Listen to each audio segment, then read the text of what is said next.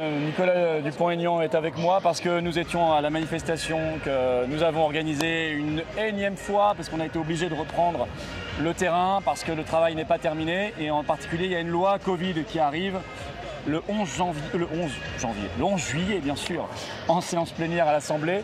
Tu as dit en tribune que tu voterais contre parce que dans cette loi, alors il n'y a pas tout ce qu'il pourrait y avoir d'horrible, tant mieux, hein. La résistance sert à quelque chose, le fait que la Macronie soit devenue minoritaire sert aussi, et c'est très bien.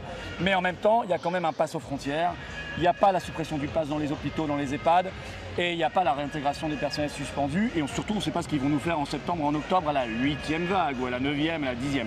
Donc qu'est-ce que tu comptes faire là-bas à l'Assemblée, Nicolas? Me battre pour d'abord expliquer que ce n'est pas un pass aux frontières qu'ils font. Ils ne vont pas protéger la France puisque les personnes vaccinées pourront rentrer sans test.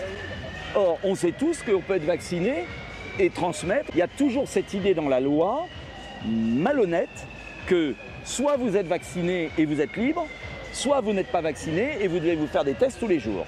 Et c'est pourquoi je vais me battre pour qu'il n'y ait pas cette loi Covid. Et je suis très inquiet. Je ne voudrais pas que mes collègues de l'opposition se laissent endormir. Et donc, il est très important à vous tous qui nous écoutez aujourd'hui que vous fassiez pression sur vos parlementaires en leur disant « Attention, ne vous laissez pas avoir. » Oui, on a gagné une première bataille, il faut être fier.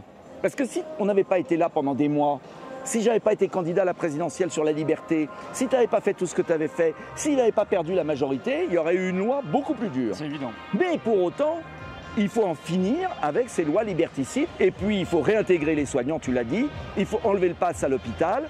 Et il faut soigner les gens. Exactement. Et il faut rouvrir des lits au lieu d'enfermer oui, à l'hôpital. Et par ailleurs, il faut arrêter la chasse aux sorcières des médecins qui soignent. Et j'ajoute un point, je rebondis sur ce que tu as dit. L'opposition ne doit pas se laisser manœuvrer, endormir par Elisabeth Borne. J'ai l'impression que c'est un peu le cas, hein, en disant c'est bon, c'est pas si grave que ça, donc on va le voter. Non, on doit sortir totalement de cette philosophie folle. C'est un problème de philosophie.